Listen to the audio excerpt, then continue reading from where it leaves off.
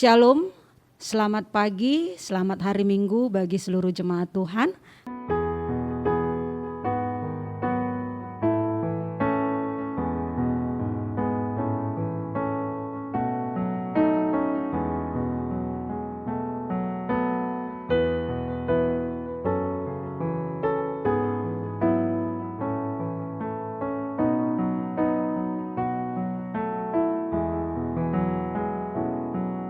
Pagi hari ini kita akan kembali bersyukur kepada Tuhan atas kesempatan di mana setiap kita diberikan anugerah untuk kita datang beribadah kepada Tuhan. Karena itu saya persilahkan kepada seluruh jemaat untuk bangkit berdiri dan kita akan mengambil waktu sejenak di hadapan Tuhan untuk mempersiapkan hati pikiran kita menikmati kebaikan Tuhan dalam ibadah pagi hari ini.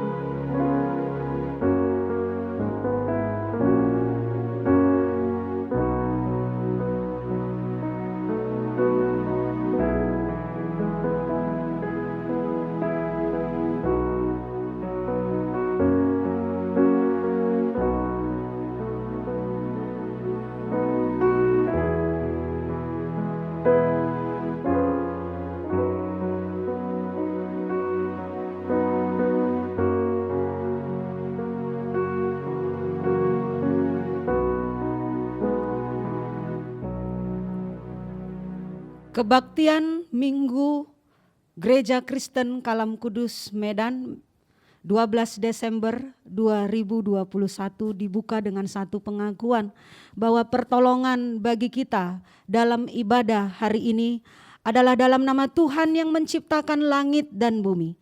Kasih karunia, rahmat dan damai sejahtera dari Allah Bapa dan Kristus Yesus Tuhan kita dan pertolongan Roh Kudus menyertai kita sekalian. Amin.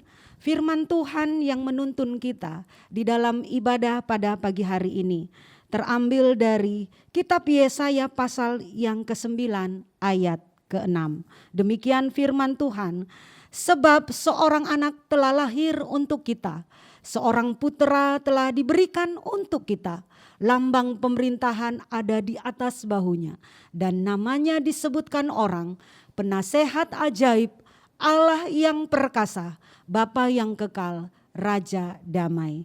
Jemaat yang dikasihi Tuhan, mari arahkan hati dan seluruh kehidupan kita pada saat ini. Kiranya Tuhan bisa memimpin kita untuk boleh beribadah, memuji, memuliakan Dia. Kita nyanyikan satu pujian, Allah damai sejahtera.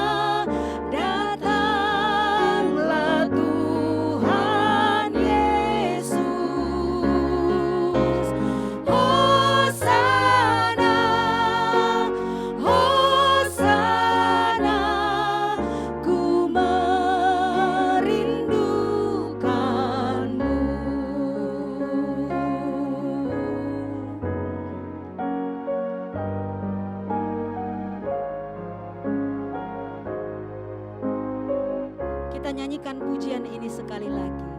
Ya Allah, damai sejahtera, kuduskan aku seluruhnya, agar roh, jiwa, dan tubuhku terpelihara sempurna. Hidup kudus dan tak bercacat di hadapan-Mu, mulia, suci pada kedatangan-Mu. Hosana, Hosana, datanglah Tuhan Yesus. Hosana, Hosana, ku merindukan-Mu, ku merindukan-Mu.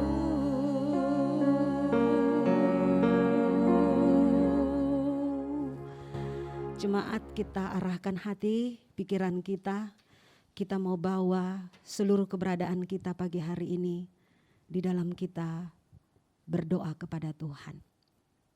Terpujilah Engkau Tuhan, Allah pencipta langit dan bumi, pemelihara akan segala sesuatu yang Tuhan hadirkan di tengah-tengah muka bumi, bahkan di dalam menyempurnakan akan seluruh kehidupan kami.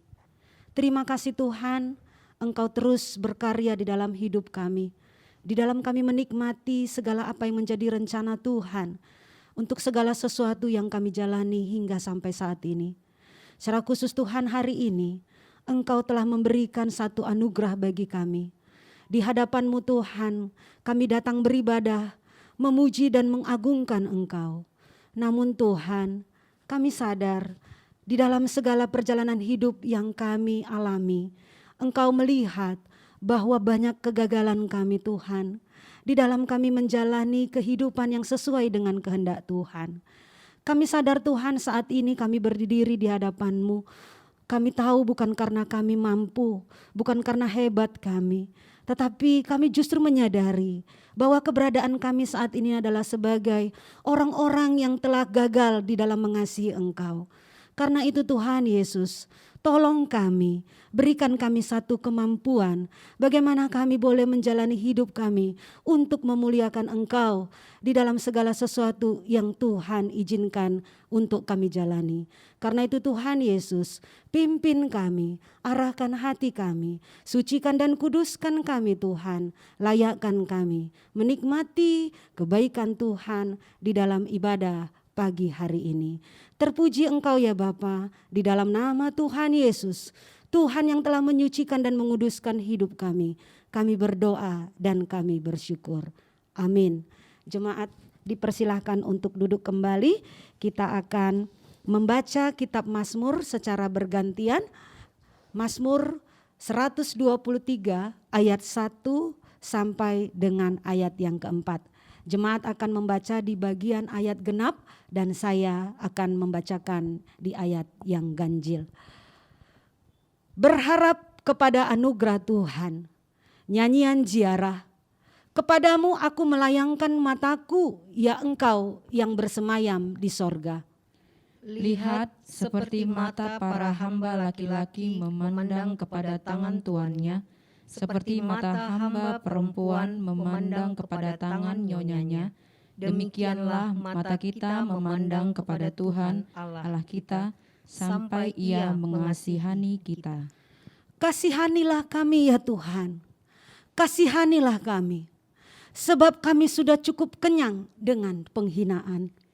Jiwa kami sudah cukup kenyang dengan olok-olok, orang-orang yang merasa aman dengan penghinaan orang-orang yang sombong. Puji nama Tuhan. Dengan berharap kepada anugerah Tuhan, maka kasih Tuhan akan menuntun kita menjalani berbagai rencana Tuhan untuk kita dapat memuliakan nama Tuhan.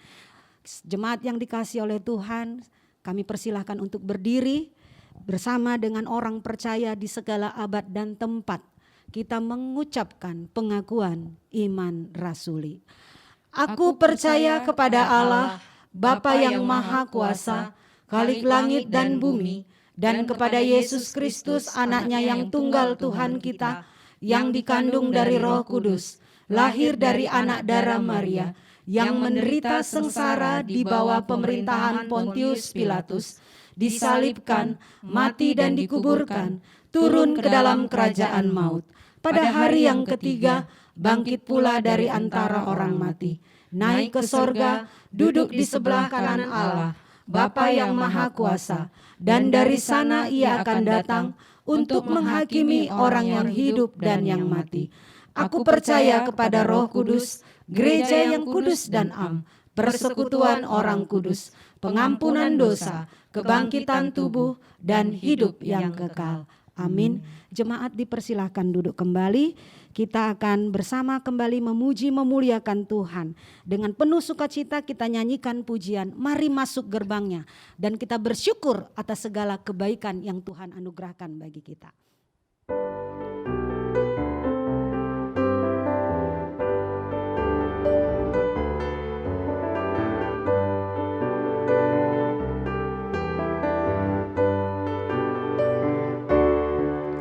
Mari masuk gerbangnya dengan hati bersyukur, halamannya dengan pujian, penuhi baitnya dengan nyanyian syukur, hadiratnya penuh sukacita. Sebab Tuhan Dia baik dan anugerahnya kekal selama-lamanya. Amin. Sebab Tuhan Dia baik dan anugerahnya kekal selama-lamanya.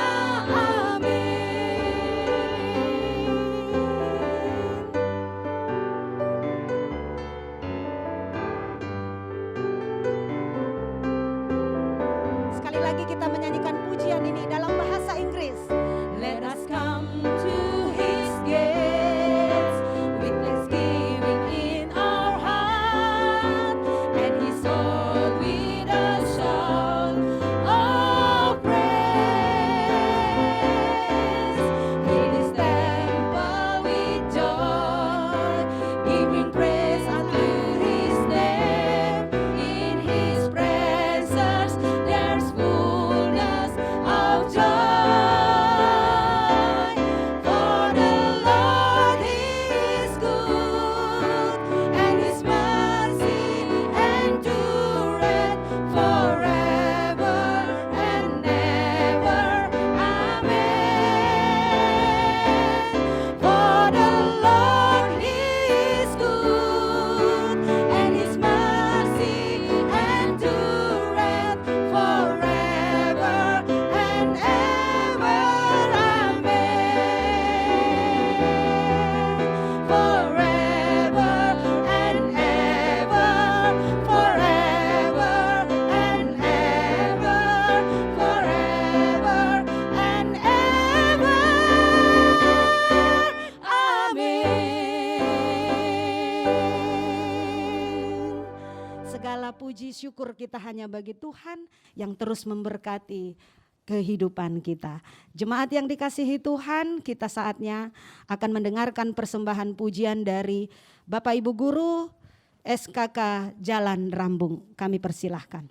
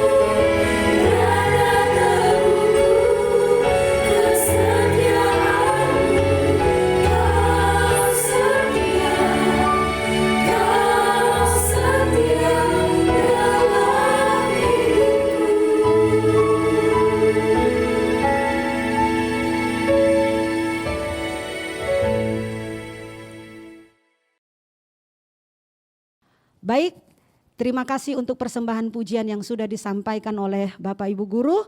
Saatnya kita akan memberikan persembahan kepada Tuhan dengan satu pujian yang akan kita nyanyikan, Dunia Gemar dan Soraklah.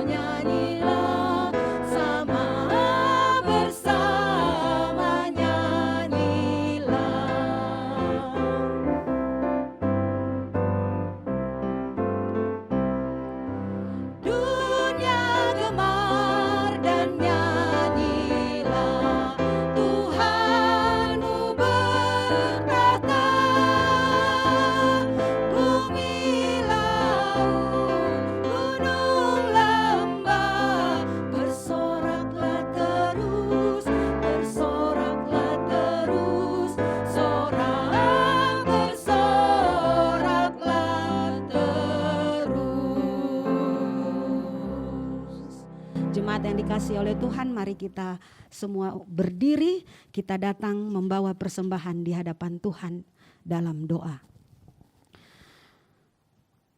Terpujilah Tuhan, Allah pemilik hidup kami, yang memelihara kami dengan berbagai segala rencana Tuhan. Terlebih lagi Tuhan, atas iman yang Engkau anugerahkan. Di dalam iman yang benar, Engkau memberikan kami satu pemahaman bagaimana kami harus berkarya di dalam segala kemampuan yang telah Engkau berikan kepada kami Tuhan. Sehingga jikalau sampai saat ini Tuhan, kami boleh bekerja, melakukan tugas kami, itu sebagai bukti bahwa Engkau adalah Allah yang memberikan kesempatan bagi kami untuk terus memenuhi akan kehidupan kami atas pekerjaan, usaha, dan pelayanan yang Tuhan percayakan. Bapa dalam surga, pagi hari ini Engkau tahu setiap kami diberikan kesempatan di dalam memberikan apa yang sudah Tuhan percayakan bagi kami melalui rupiah-rupiah yang kami kumpulkan. Kiranya Tuhan Yesus, Engkau terus menolong kami agar di dalam persembahan yang kami berikan, hati kami bukan melihat kepada manusia, tetapi hati kami tahu ketika kami mempersembahkan sesuatu di hadapan Tuhan, kami datang kepada Tuhan dan hati kami terarah, tertuju hanya kepada Tuhan. Sehingga kami tahu Tuhan, seberapapun kesempatan yang Tuhan berikan bagi kami di dalam memberikan persembahan saat ini, itu semuanya adalah sebagai rasa syukur kami kepada Tuhan, karena Tuhan yang sudah memberkati kehidupan kami.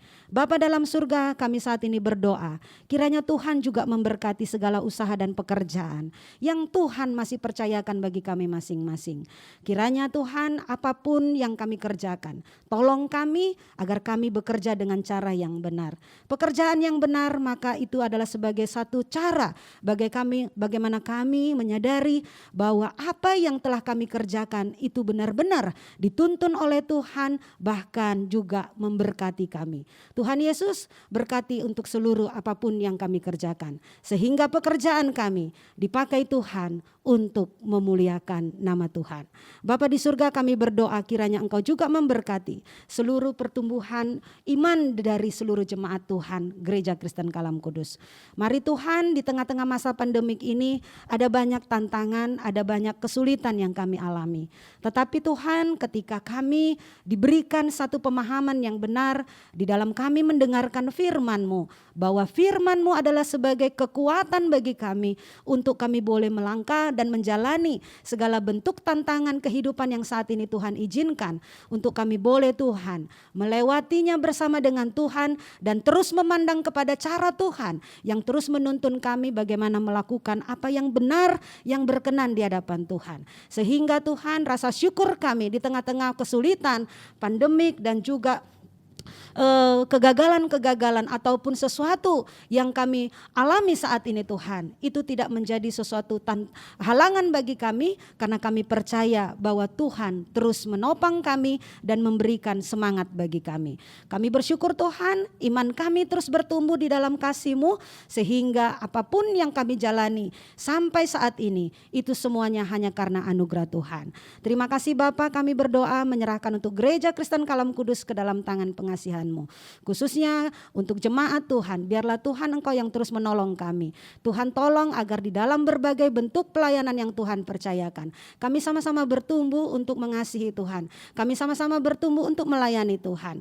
Kami tahu Tuhan ada banyak tantangan di dalam kami melakukan sesuatu bagi pekerjaan Tuhan di dalam gereja ini. Tetapi Tuhan arahkan hati kami, berikan kami hati yang mau taat kepada Tuhan. Dan kami sungguh rindu Tuhan di dalam berbagai perbedaan, itu justru membawa kami semakin yakin bahwa Engkau memperlengkapi kami dengan berbagai macam kemampuan, sehingga apa yang menjadi tujuan kami untuk mengembangkan pekerjaan dan pelayanan ini semuanya adalah untuk menyenangkan hati Tuhan. Terima kasih Bapa, kami menyerahkan untuk seluruh persiapan kami juga Tuhan di dalam pelaksanaan renovasi gereja. Kami sungguh percaya tangan Tuhan menuntun khususnya para pengerja untuk mengerjakan setiap renovasi sedikit demi sedikit, sehingga sampai akhirnya Tuhan, gereja ini akan Tuhan persiapkan bagi seluruh jemaat Tuhan untuk dapat beribadah kepada Tuhan, dan kami bersama berkumpul di dalamnya. Dan sekalipun di dalam masa pandemik ini, tetapi ada kerinduan kami Tuhan untuk berkumpul satu dengan yang lainnya tanpa harus kami takut, karena Tuhan terus memberikan kami hikmat bagaimana kami mematuhi prokes yang sudah menjadi ketentuan untuk menjaga kesehatan kami. Terima kasih Bapak, kami serahkan untuk bangsa dan negara ke dalam tangan kasih Tuhan. Tuhan yang menolong dan memimpin, para pemimpin yang saat ini Tuhan percayakan, presiden, wakil presiden, bahkan seluruh kabinet yang ada. Kiranya Tuhan mampukan mereka untuk bekerja dan melakukan segala tugas tanggung jawab di hadapan Tuhan dengan sungguh-sungguh takut akan Tuhan.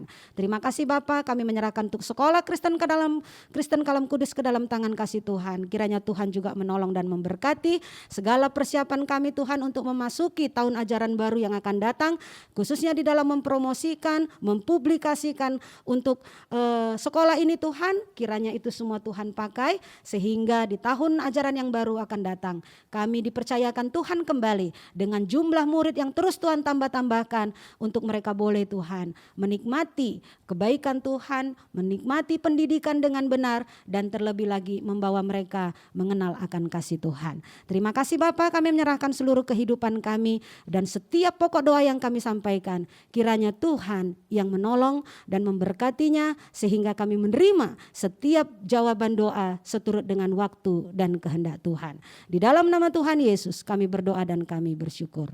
Amin. Jemaat dipersilahkan duduk kembali. Jemaat sekalian, shalom. Kita bersyukur kepada Tuhan, kita masih diberikan kesempatan untuk boleh beribadah bersama-sama di minggu ketiga Advent.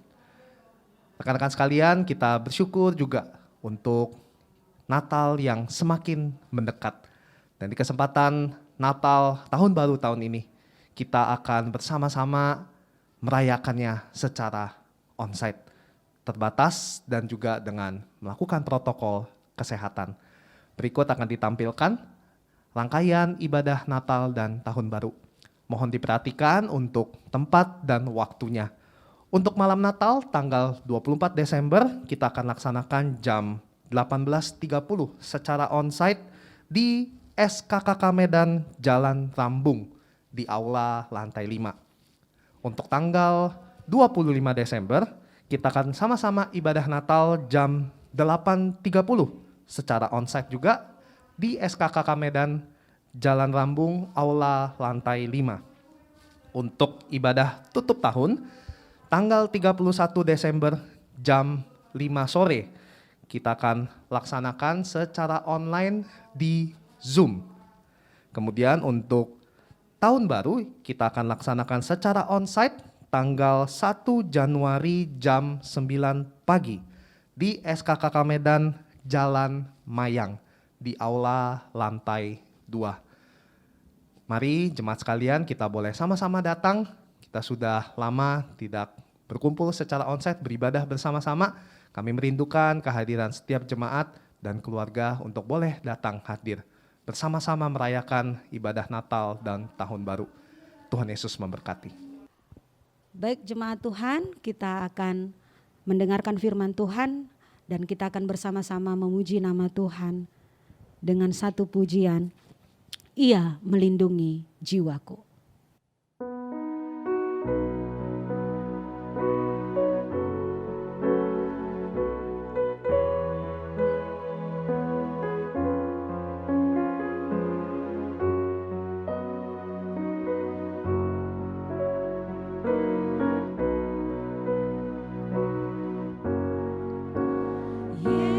Yesus Kristus Juru Selamat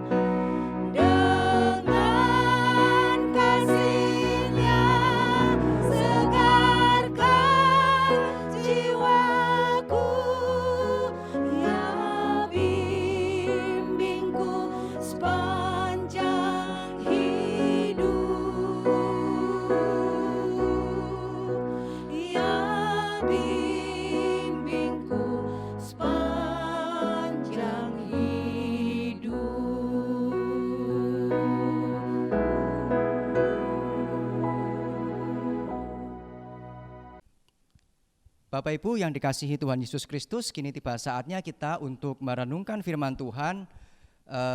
Yang diberi tema untuk hari ini adalah damai yang menguasai. Sebelum kita membaca firman Tuhan, kita akan berdoa untuk memohon pertolongan Roh Kudus mencerahkan hati dan pikiran kita. Mari kita berdoa. Bapa dalam surga, kami mengucap syukur jika pada pagi hari ini kami boleh beribadah kepada Tuhan, dan hari ini kami berikan satu kesempatan untuk kami merenungkan firman Tuhan di dalam kami mempersiapkan diri untuk merayakan Natal, mempersiapkan diri untuk menyambut kehadiran Sang Raja Damai itu di dalam kehidupan kami. Buka hati dan pikiran kami untuk firman Tuhan, dan kiranya melalui perenungan kami boleh mengerti akan firman Tuhan dan kami boleh diperbaharui oleh firman Tuhan. Kami serahkan seluruh perenungan kami ke dalam tangan Tuhan. Dalam nama Tuhan kami Yesus Kristus kami berdoa, kami mengucap syukur. Amin. Firman Tuhan pada pagi hari ini akan kita baca dari Yesaya 9 ayat 1 sampai yang kelima. Yesaya pasal 9 ayat 1 sampai yang kelima. Bangsa yang berjalan di dalam kegelapan telah melihat terang yang besar. Mereka yang diam di negeri kekelaman, atasnya terang telah bersinar. Engkau telah menimbulkan banyak sorak-sorak dan sukacita yang besar. Mereka telah bersukacita di hadapanmu, seperti sukacita di waktu panen, seperti orang bersorak-sorak di waktu membagi-bagikan jarahan.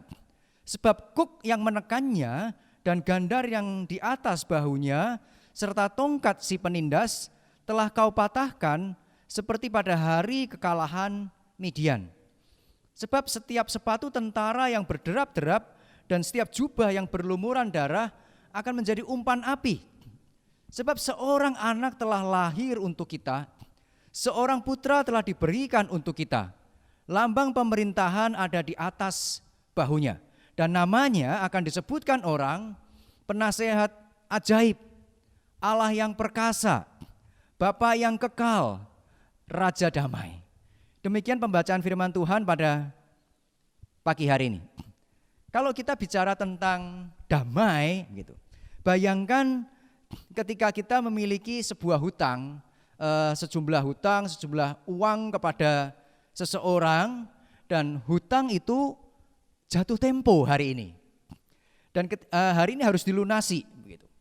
Orang yang akan menagih hutang akan datang ke rumah kita.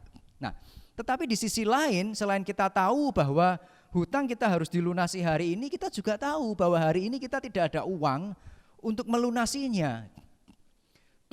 Maka apa yang terjadi di dalam hati kita hari itu, ya seringkali yang terjadi adalah ada perasaan takut, ada perasaan khawatir, sedih. Begitu. Kenapa? Karena saya tidak bisa bayar hutang hari ini.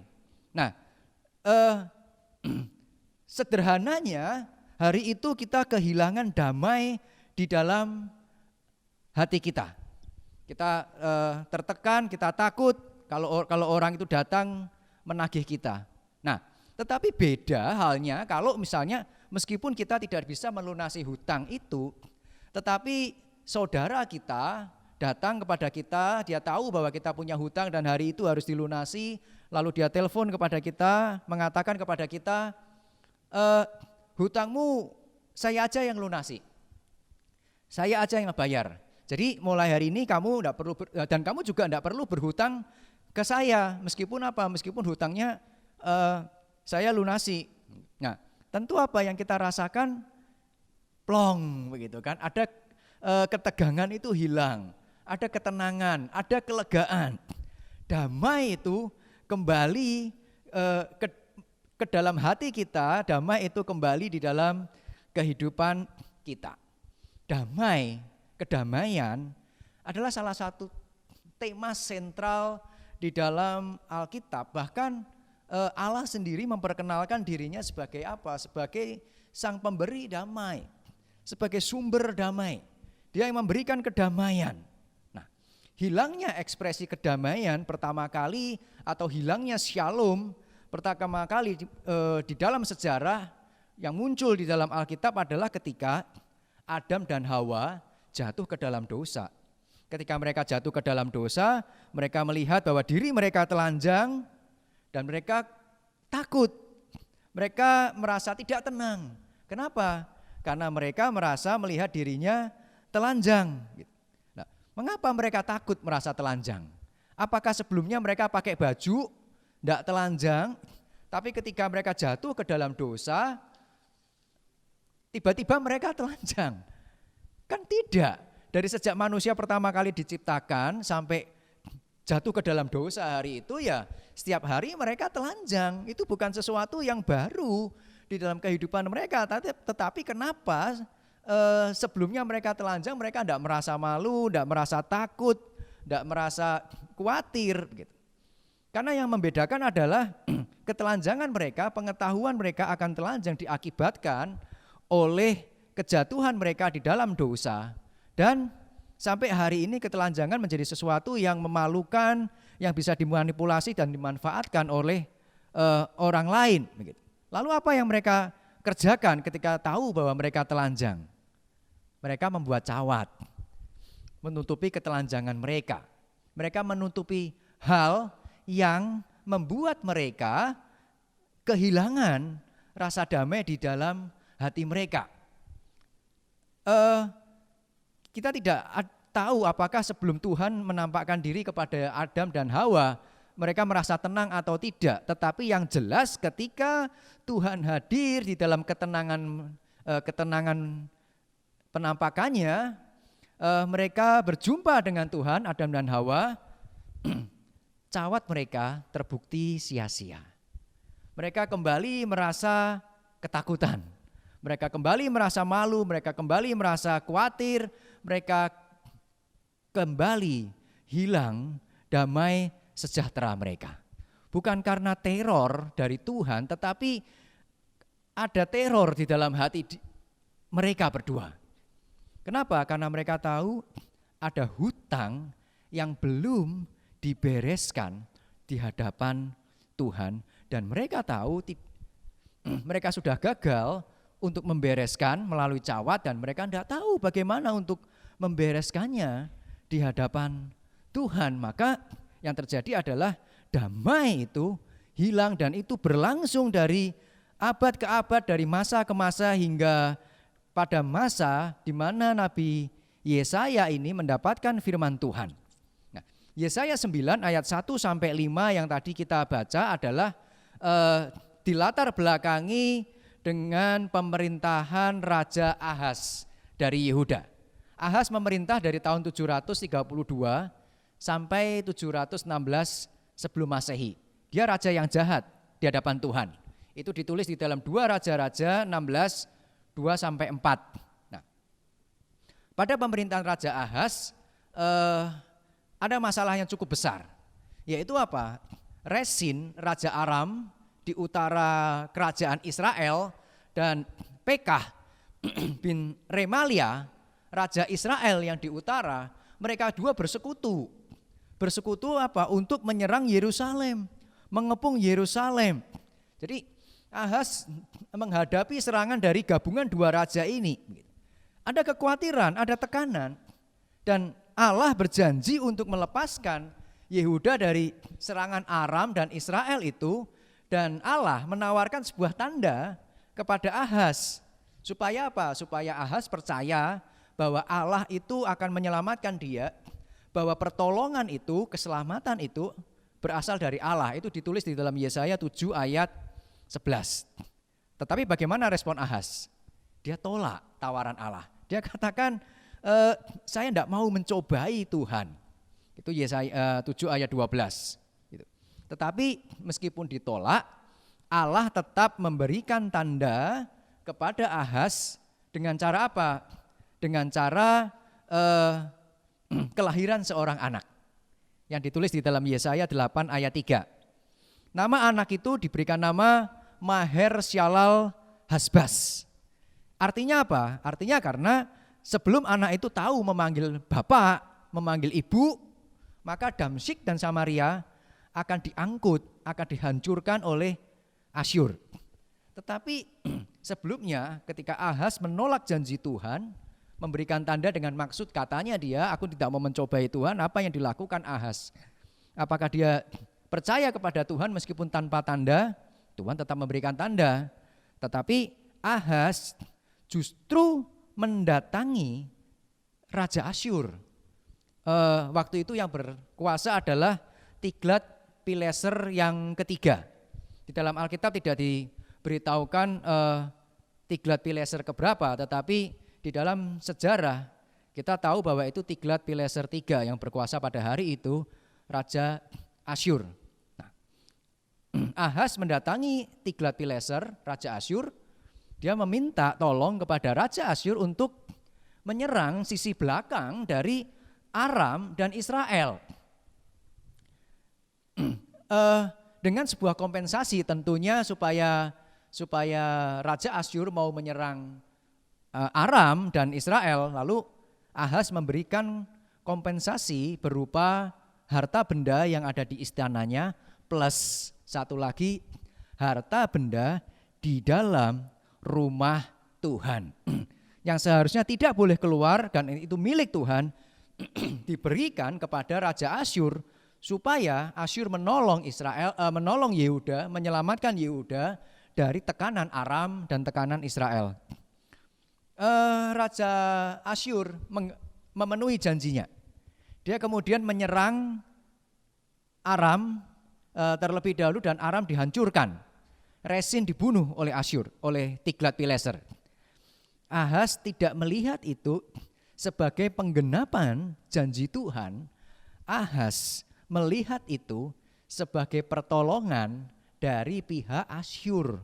Maka ketika Tiglat-Pileser sampai ke Damsyik, menguasai Damsyik, Ahaz menyusul Tiglat-Pileser ke Damsyik. Dan apa yang dilakukan? Dia melihat mezbah yang begitu indah, begitu baik, lalu dia menyuruh seorang imam di Yerusalem untuk membuat mezbah yang ada di Damsyik itu, dan kemudian meletakkannya di bait Allah, dan dia menyingkirkan mezbah Tuhan di bait Allah. Dan itu tentu menimbulkan kemarahan Tuhan.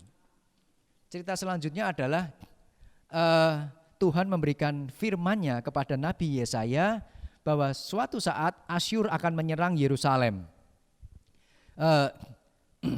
Asyur itu ambisinya besar, dia ingin menguasai dunia di sekitarnya. Dan tentu Yehuda tidak akan luput, cepat atau lambat akan diserbunya juga. Nah, lalu firman Tuhan bukan sekedar mengatakan bahwa Asyur akan menyerang Yerusalem, dia juga melanjutkan firman-Nya kepada Nabi Yesaya. Di Yesaya 8 ayat 11 sampai 23 itu dikatakan bahwa Yesaya dan murid-muridnya jangan sampai mengikuti kelakuan bangsa Yehuda yang menolak Allah dan menasihatkan mereka, memerintahkan mereka untuk selalu menantikan pertolongan yang daripada Tuhan saja. Bangsa Yehuda hari itu mengalami kegelapan rohani. Menolak janji Allah berarti menolak Allah. Meskipun anak yang dilahirkan itu yang kemudian diberi nama Maher Shalal Hasbaz itu sebuah simbol Immanuel, bahwa Allah adalah beserta dengan umatnya. Bukan Allah yang tidak memberikan janji, bukan Allah yang tidak menepati janji, tetapi hati manusia yang gelap, hati manusia yang tidak percaya kepada Allah, mereka yang menolak Allah. Jadi masalahnya ada di mana? Masalahnya bukan ada di politik.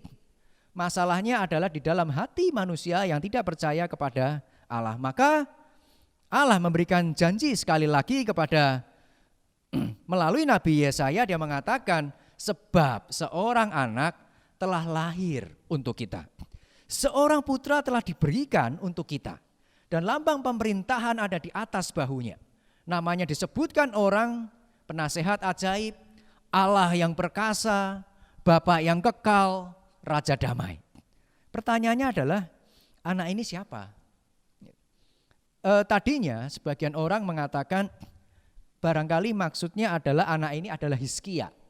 Hizkia adalah raja setelah Ahaz dan dia raja yang baik, raja yang berkenan di hadapan Tuhan dan dia memang membawa kedamaian bagi bangsa Yehuda.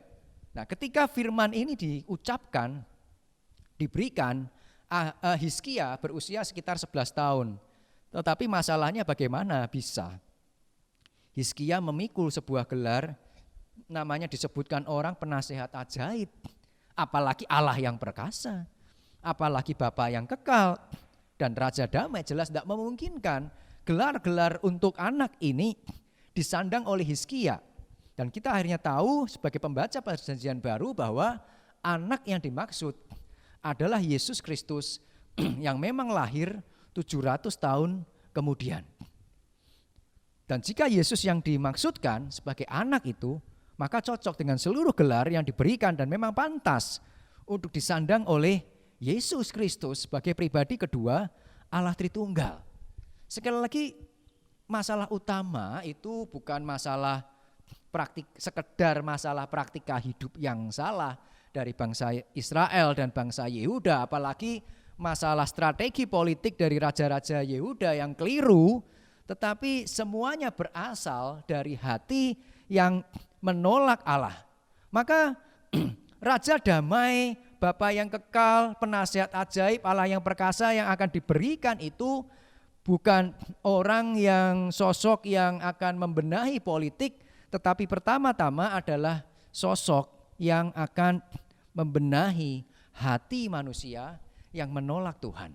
Jadi kalau kita menantikan dan menyambut Sang Raja Damai, berarti kita mempersiapkan diri untuk mengalami sebuah perubahan hati dan sebuah perubahan hidup di dalam Tuhan. Hari ini saya ingin mengajak kita untuk merenungkan satu gelar saja dari Kristus di Yesaya 9 ayat yang kelima, yaitu Raja Damai. Nah, di dalam Alkitab bahasa asli, bahasa Ibrani dari raja itu melek. Kalau malak Alkitab, malak malaikat, begitu kan? Maka ada nama-nama misalnya Abimelek, itu berarti bapakku adalah raja. Melkisedek, rajaku adil.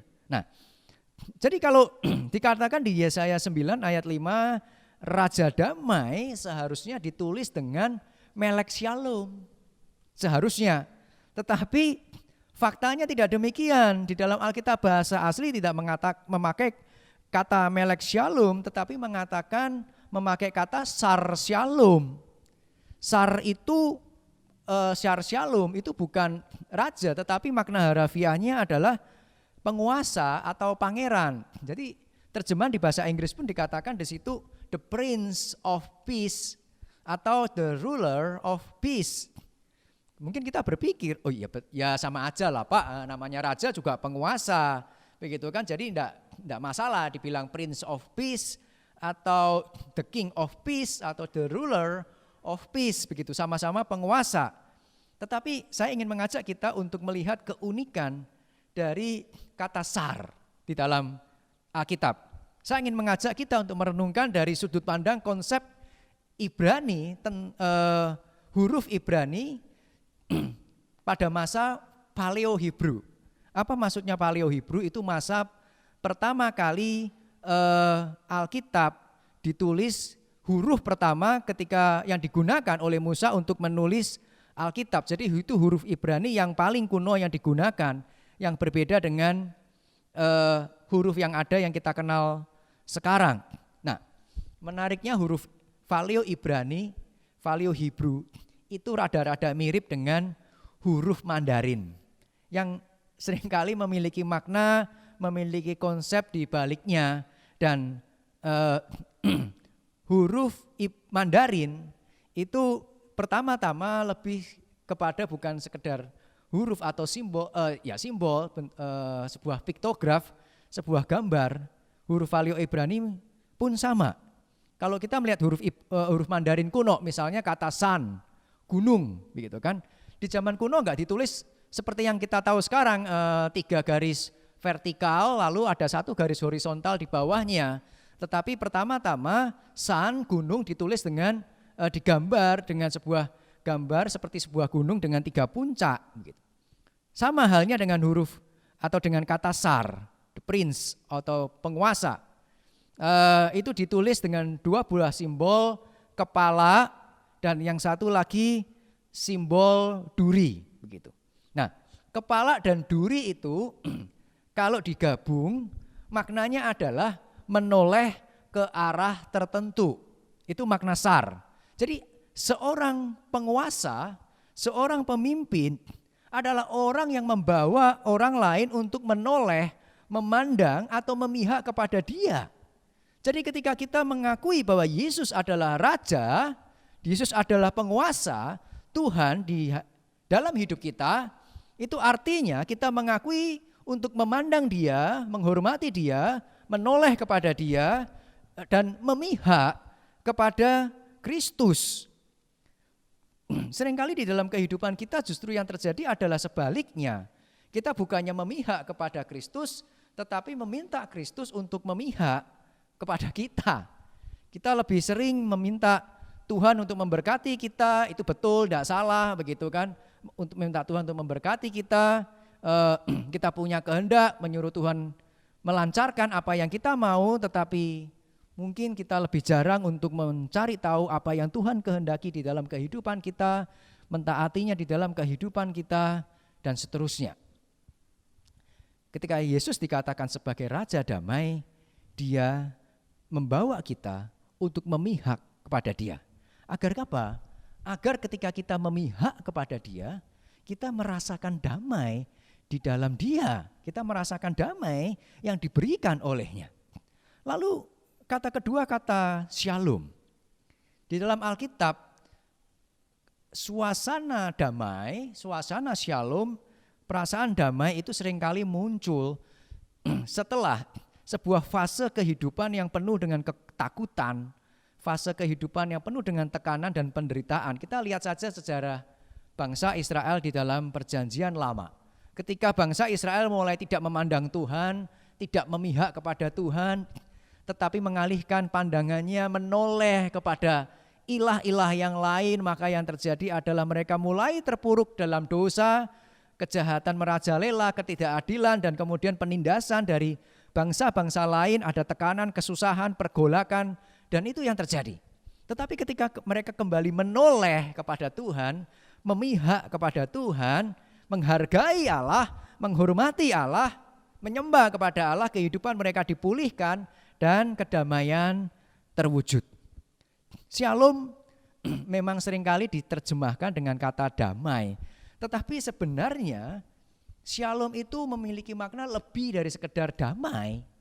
Ada banyak makna dari shalom. Jadi sebenarnya kata damai itu tidak dapat mengakomodasi kata shalom yang sesungguhnya.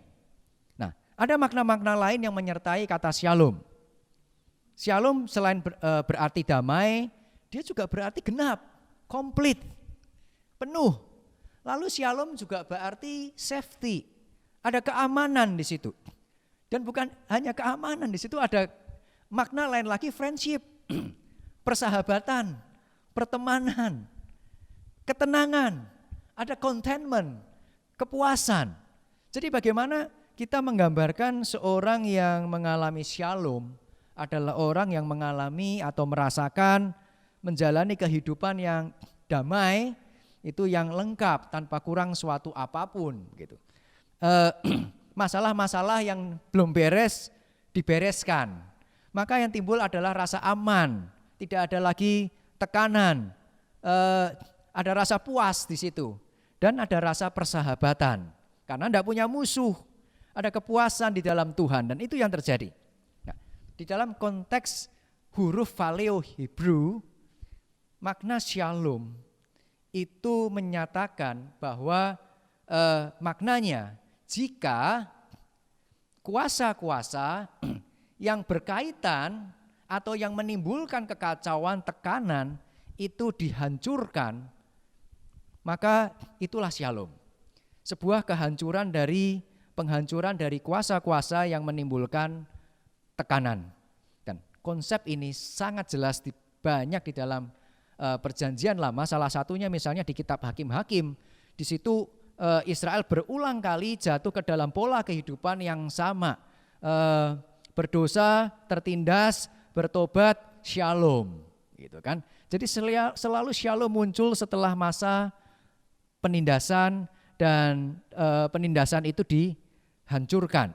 Tetapi bangsa Israel selalu kembali ke pola yang sama, menyebabkan hukuman dari Tuhan. Kenapa? Karena dosa yang menyebabkan mereka memberontak itu masih ada di dalam hati mereka. Dan ketika dosa, kuasa dosa itu yang menekan kita itu dihancurkan oleh Kristus, maka yang tercipta adalah shalom. Tercipta ketenangan, tercipta keamanan, dan tercipta persahabatan. Nah, hari ini saya ingin mengajak kita akan merenungkan 3 arti dari shalom. Makna yang pertama adalah the peace of shalom. Bagaimana shalom itu hanya dapat terwujud ketika kita berdamai dengan Tuhan. Seperti yang sudah saya ceritakan tadi, kehidupan Israel di dalam perjanjian lama jatuh bangun selalu berkaitan bagaimana dengan relasi mereka kepada Tuhan. Kehidupan mereka dipulihkan setelah mereka kembali kepada Tuhan. Dan di dalam Yesaya 9 ayat 5 dikatakan bahwa anak yang lahir itu ada lambang pemerintahan di atas bahunya. Dan namanya disebutkan orang, penasehat ajaib, Allah yang perkasa, Bapa yang kekal, Raja damai. Jadi kalau lambang pemerintahan itu ada di atas bahunya, maka ketika anak itu lahir, dia akan lahir sebagai pemerintah. Dia akan lahir sebagai penguasa. Maka ketika kita menyebut bahwa Yesus adalah Tuhan, maka dia adalah Tuhan dari segala Tuhan, dia adalah penguasa di dalam kehidupan kita.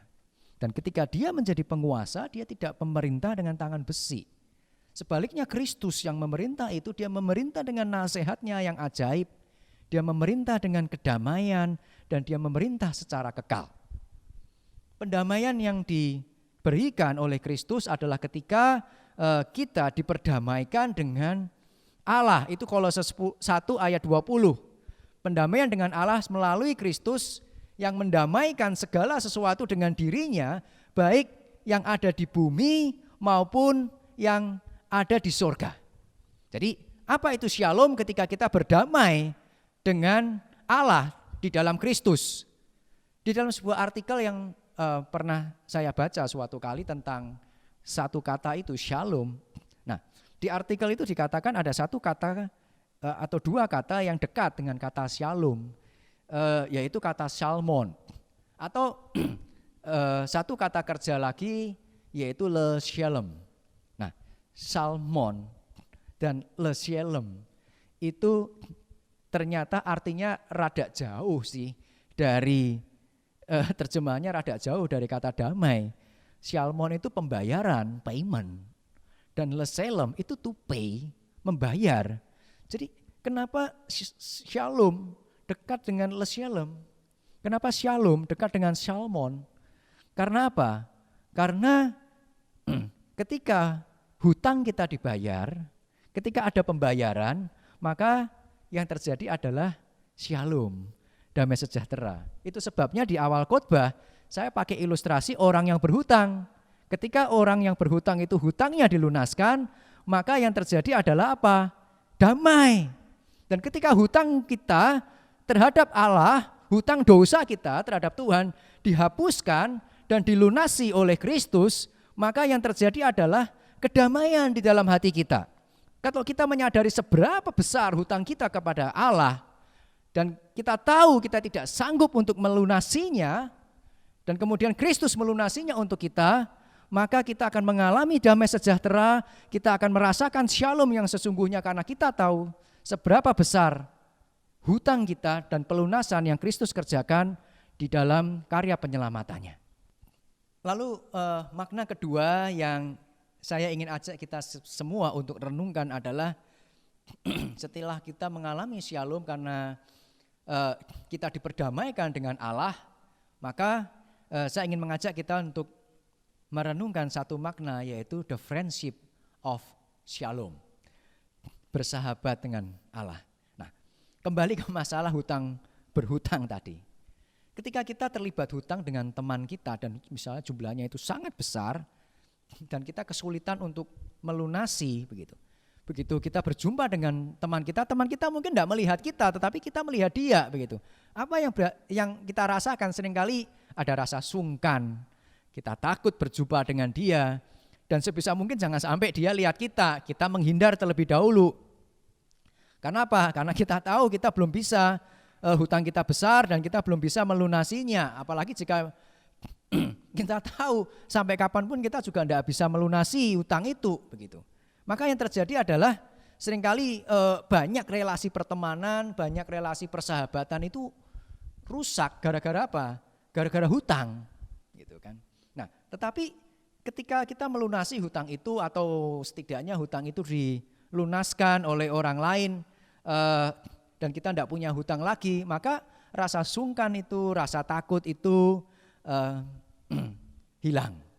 Kita bisa punya kepercayaan, kita punya keberanian untuk mendatangi teman kita, bahkan ketika melihat dia dari kejauhan, dia tidak lihat kita berani menyapa. Kenapa? Karena hutang kita sudah dilunaskan dan kita sudah tidak punya masalah lagi dengan dia tanpa kita punya rasa takut kalau ketemu hutang kita diungkit-ungkit begitu kan. Ayo dilunasi. Tidak perlu lagi. Kenapa? Karena hutang kita sudah lunas. Nah, berdamai dengan Tuhan, mengalami shalom itu bukan satu kondisi. Yang penting hutang saya lunas, yang penting saya mengalami damai sejahtera.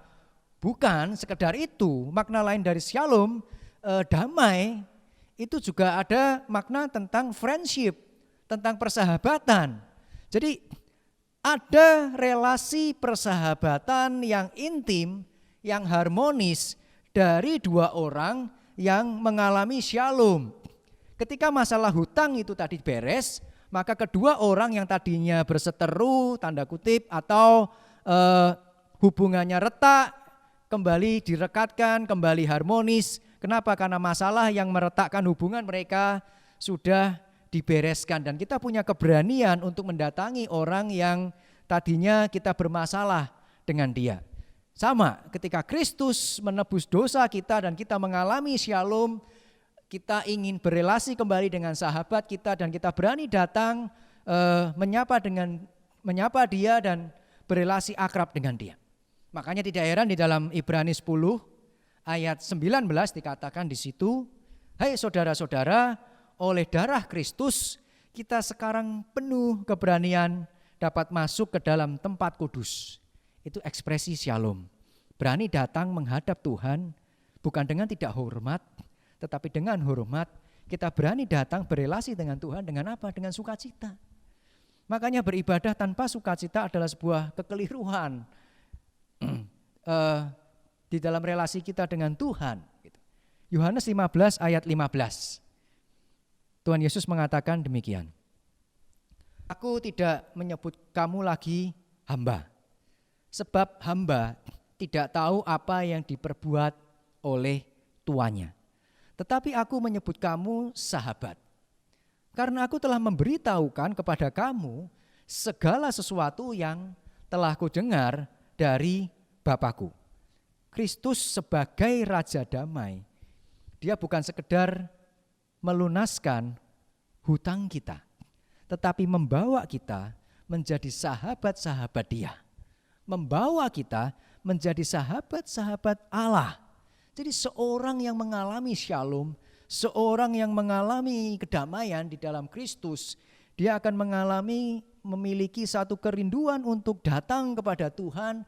Dia ingin selalu mengenal Tuhan lebih dalam lagi melalui firman-Nya dan berelasi dengan dia melalui doa dan sebagainya. Dan sekali lagi bukan sekedar punya kerinduan, dan ketika kerinduan itu terpenuhi, kita memiliki sukacita berelasi dengan Allah meskipun di dalam sebuah pergumulan yang mungkin berat sekalipun. Tetapi apakah cukup kita merasa damai, kemudian merasa bersahabat dengan Tuhan, terus selesai? Jawabannya tidak. Yohanes 15 ayat 15 yang tadi kita baca, dikatakan di situ Kristus memperlakukan kita sebagai sahabatnya. Jadi kalau begitu apakah kita bukan hamba Kristus lagi? Kan Kristus sudah memperlakukan kita sebagai sahabatnya. Ya tentu saja tidak demikian maksudnya. Kita tetap sampai kapanpun adalah hamba Kristus. Paulus pun mengakui bahwa dia adalah hamba Kristus. Begitu. Tetapi kita yang adalah hamba Kristus itu oleh Kristus tidak diperlakukan seperti hamba, tetapi dia memperlakukan kita seperti sahabat buat dia. Tetapi Yohanes 15 ayat 15 tidak berhenti membicarakan bagaimana Kristus memperlakukan kita, tetapi dia juga membicarakan tentang tanda persahabatan.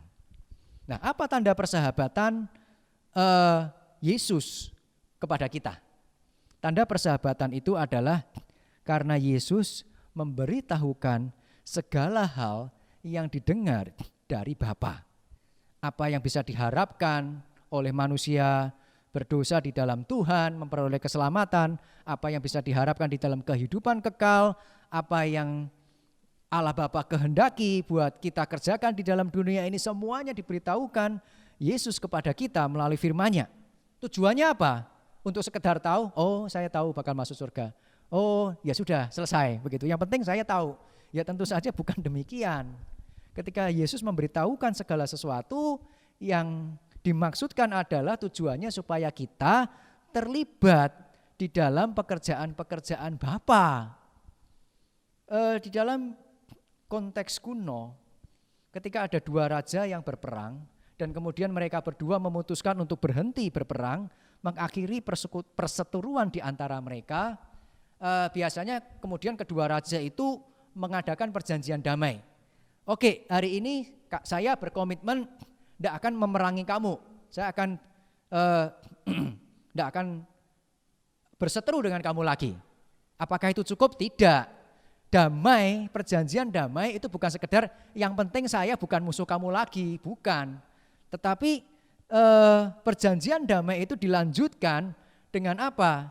Karena saya sudah tidak berseteru dengan kamu lagi, masing-masing tarik pasukan ke daerah masing-masing, gantinya adalah saya akan bersahabat dengan kamu. Bukan dua orang yang sudah lu gua begitu, kamu saya, tetapi ada relasi yang kemudian dibangun. Relasi persahabatan dibangun dari dua raja yang memutuskan untuk tidak lagi berperang.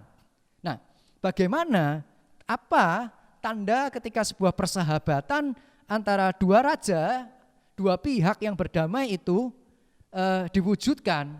Salah satunya adalah perjanjian kerjasama.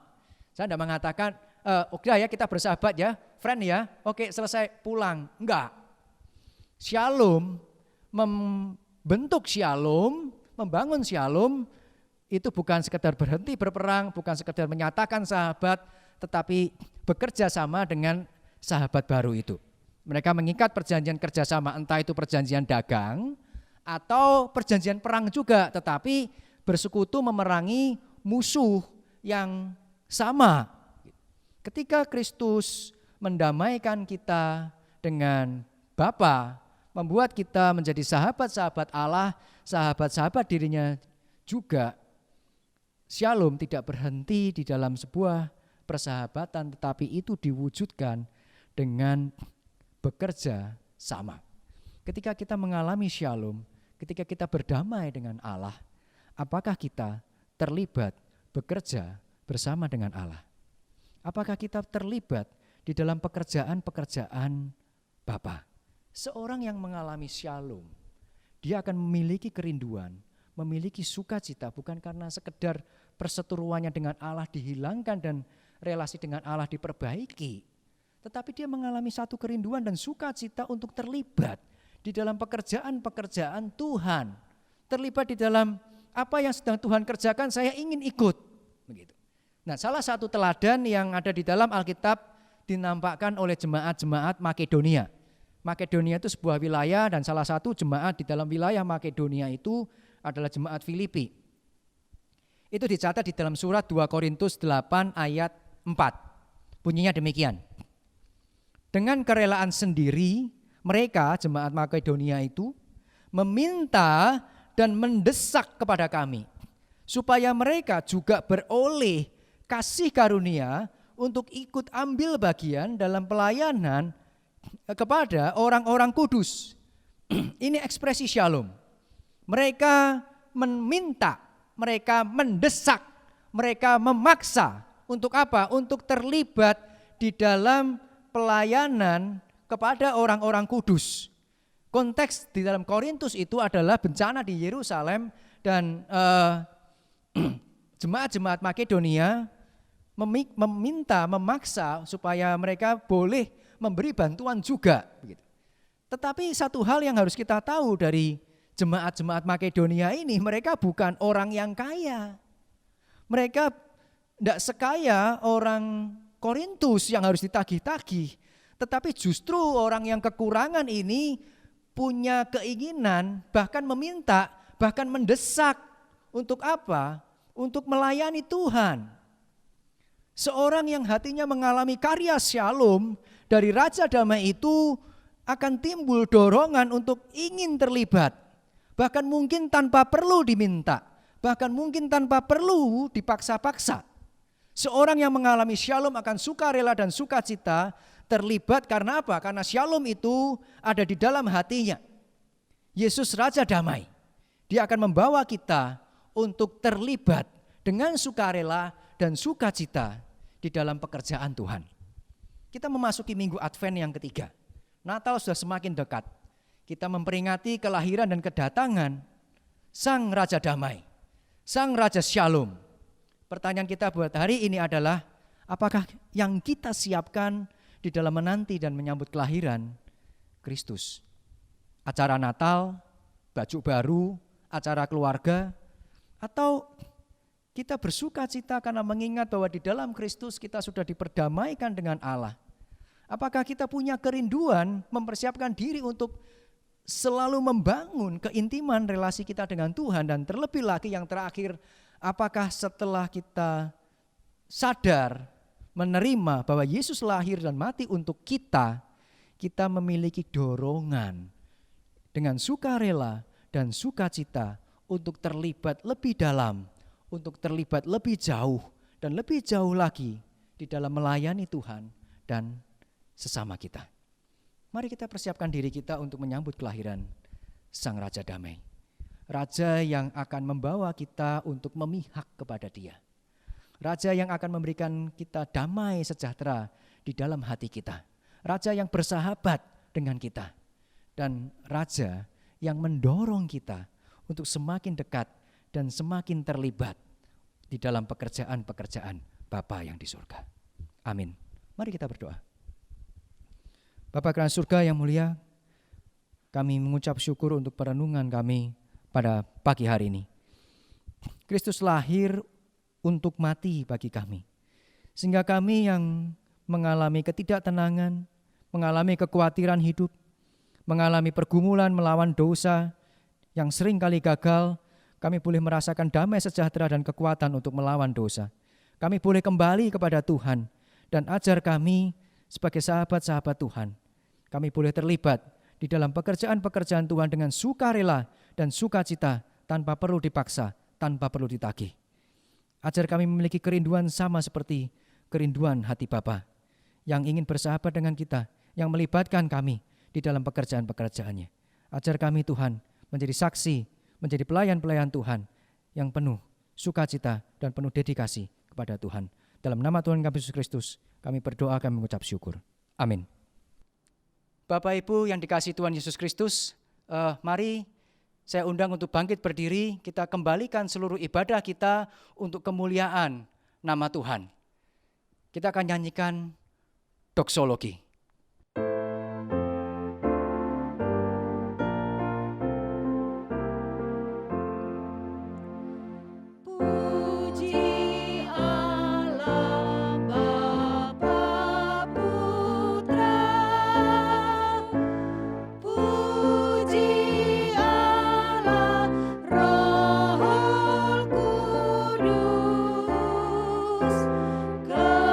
Ketiganya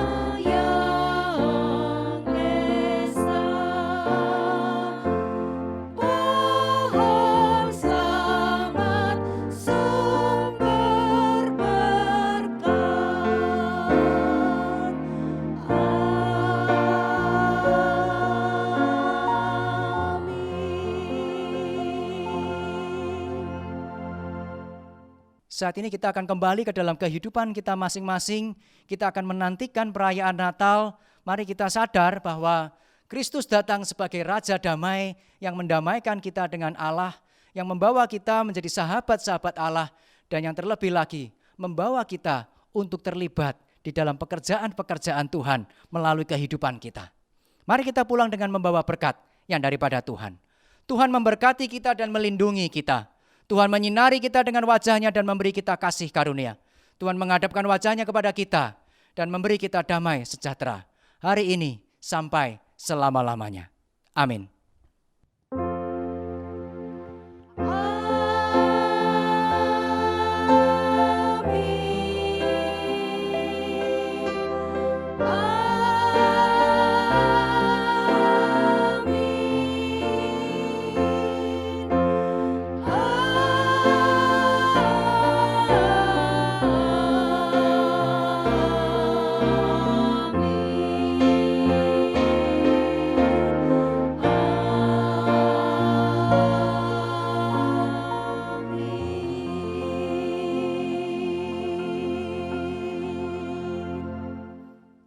Jemaat dipersilakan duduk, ibadah pada pagi hari ini selesai. Silakan bersaat teduh sebentar. Shalom, selamat hari Minggu, Tuhan Yesus memberkati.